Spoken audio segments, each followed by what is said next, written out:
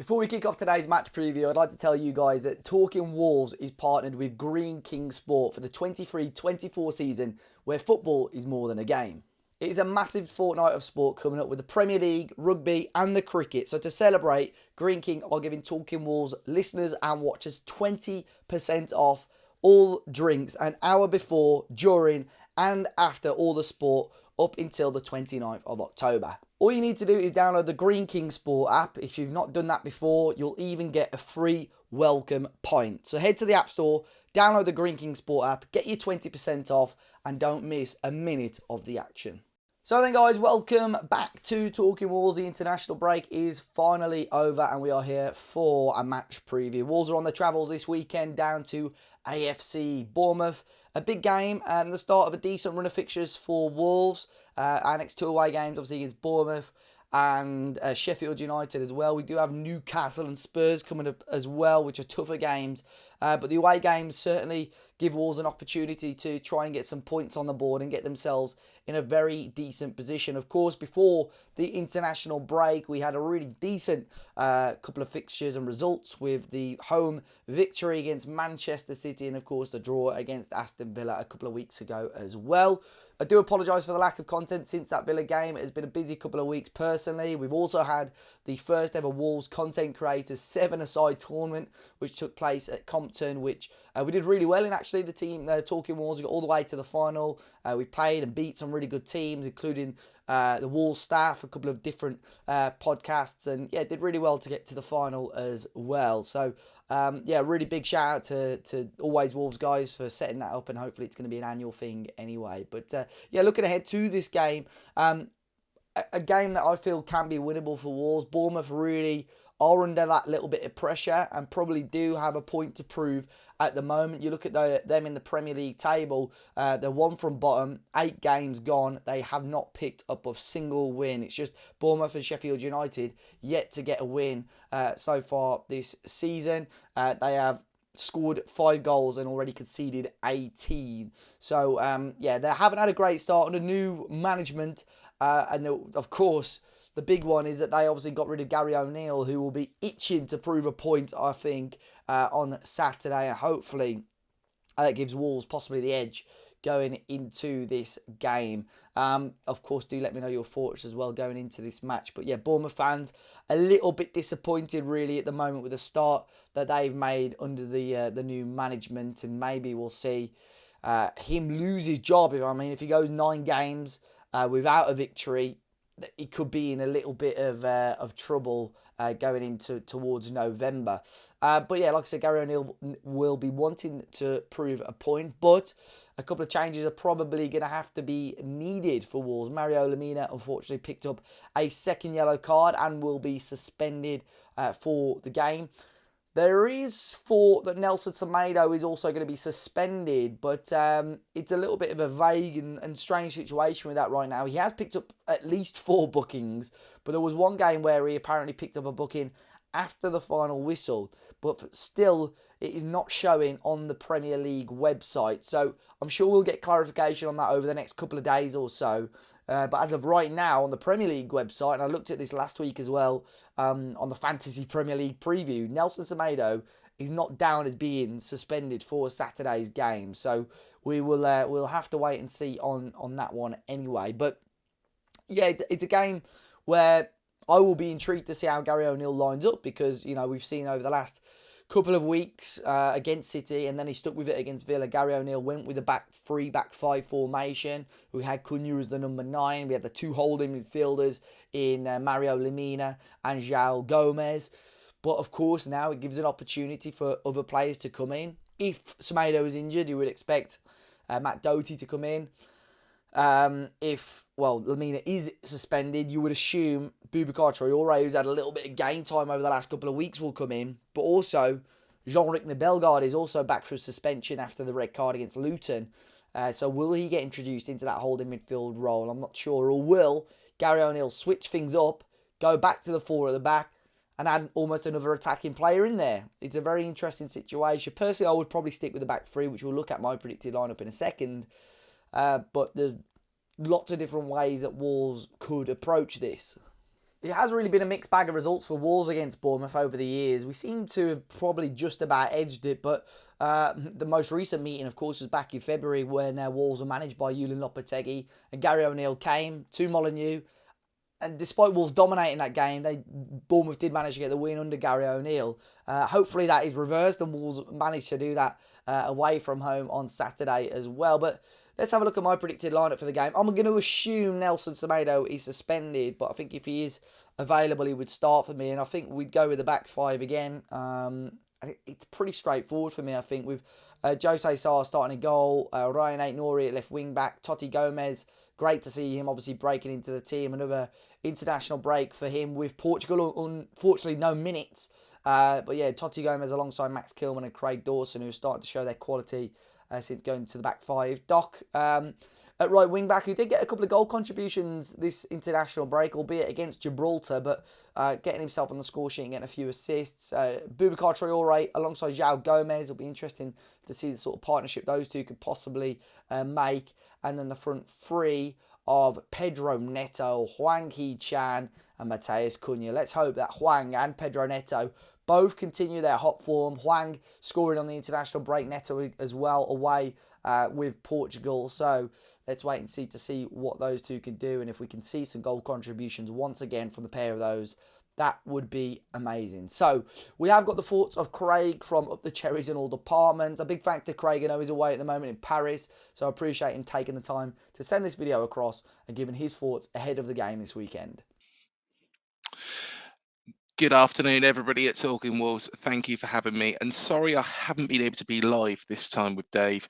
Unfortunately, fortunately, I'm actually in Paris doing an event as well. So happy Thursday to everybody. How's the season been for AFC Bournemouth so far this season? So, of course, we sacked Gary O'Neill. As everybody will know, especially Wolves fans, at the start of the season, about June time, replaced him with Andoni Iraola. Now, Iraola was well known for his work at Rayo Vallecano, was played a very attractive football, had some great players in that squad as well, such as Radamel Falcao. And since he's come here, he's trying to play that Arteta style that, works at Arsenal because Arsenal have been doing it for 25 years. That's very hard to actually implement in the space of 3 months. It's very, very difficult. And I keep thinking back to this because, in some of the games, we've been very good. We've looked positive. Chelsea being one, West Ham, we still, of course, haven't got a win. Now, my main concern is that when teams do come, to Dean Court, or we go to visit them, who do play a very direct style of football or are better at what they do. So in the case of Arsenal, for example, who beat us 4-0 at Dean Court recently, we just can't cope with that. Whereas likewise, when we went up to Goodison Park, Everton played very, very direct. They To be honest, they didn't play the old Burnley style football, but we just didn't know how to cope. We made mistakes at the back, which was, really started in that Brighton defeat. Now, I'll go back to that Brighton defeat because that was one of the first times where you saw A, the good side of Andoni Iraola, and B, the side where he didn't really have any plan B at all. You should not be conceded a goal, you know, 16 seconds, I think it was, from your own kickoff. That shows, firstly, a lack of understanding around the team. And also, secondly, just we keep making these daft mistakes at the back, as we saw against Everton for their first goal. James Garner, just took it off Zabania, ran past Phil Bill. He couldn't do really much about it. And yeah, it's been disappointing. Now the thing is Andoni Iraola, I've got no doubt, is a good coach. He's definitely a good man. He's a very, very nice man, as is Gary O'Neill. I've really got so much respect, and I do wish Gary O'Neill was still at Bournemouth. I think he's done a fantastic job at Wolves. I think my main concern is that he just doesn't have that adaptability. It's either his way or the highway, and it's not working. It's not working. So he has to adapt. He has to change up the style to actually get the results. Because if he doesn't get the results, we are going to be in a relegation battle. We already are in a relegation battle, Dave. I think we're going to really struggle to stay in the Premier League playing this style, and he's going to have to do something different. He might have to revert back to type. He might have to change the style, and he just doesn't seem to be capable of doing that. Some of the substitutions look a bit panicked and rushed, not well thought out. Whereas Gary O'Neill on the other side, he didn't always play the most attractive football, but as everybody will know here, I'm a big, big fan of what Gary did at this football club. He was outstanding. He played that fantastic football, in times, that Liverpool game, you know, it was effective. It was effective. And with a team which I think, was weaker than Wolves are at the moment and weaker than what Bournemouth are most definitely at the moment.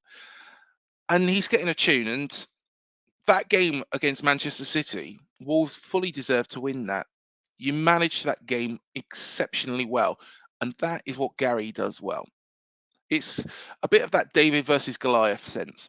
But Gary enjoys that. And I think he will be an outstanding manager for Wolverhampton Wanderers. I think he will keep you in the Premier League. I hope he keeps you in the Premier League, not at the expense of ourselves, but I hope for Gary because I've met him before, and he's a lovely man with such high standards, such high morals.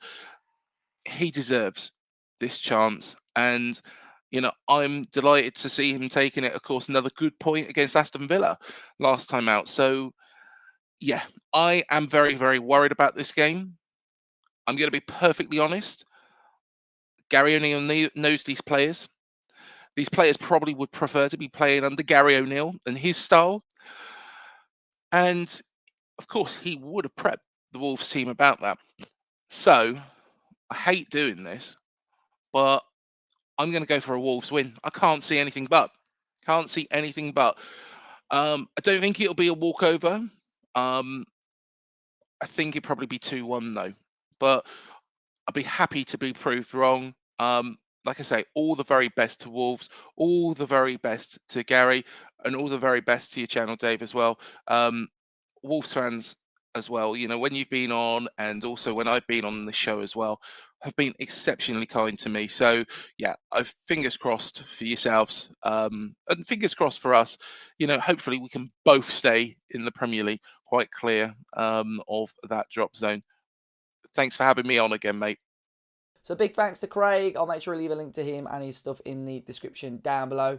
Guys, it is going to be a very intriguing game. And I'm hoping that Wolves can take all 3 points. I think it'll be a close game. I think both teams will score, as tends to happen in Wolves games at the moment. But let's go for the old faithful, the 2-1 to Wolverhampton Wanderers. That'd be a fantastic result, I think, for Gary O'Neill to come, almost get his revenge against Bournemouth after them letting him go. And it put Wolves in a great position. It would actually put Wolves 8 points clear, I think, of Bournemouth, who are in the bottom three at the moment, and really stretching a decent gap between us and the guys down towards the bottom of the table. As always though, guys, be sure to hit the like button, subscribe to the channel. I will leave a link as well. The Molyneux Sleep Out is just under a month away. If you guys want to contribute to our fundraising page, it would mean a hell of a lot. Even if you could spare a few quid, a fiver or whatever, it would really, really mean the world to us. So yeah, appreciate your support as always. We'll be back after the game on Saturday with my thoughts and the fans react, and back on Monday with the podcast as well. Until then though, guys, fingers crossed for 3 points to the Wolves. Enjoy the rest of your weekend, and I'll catch you all very, very soon.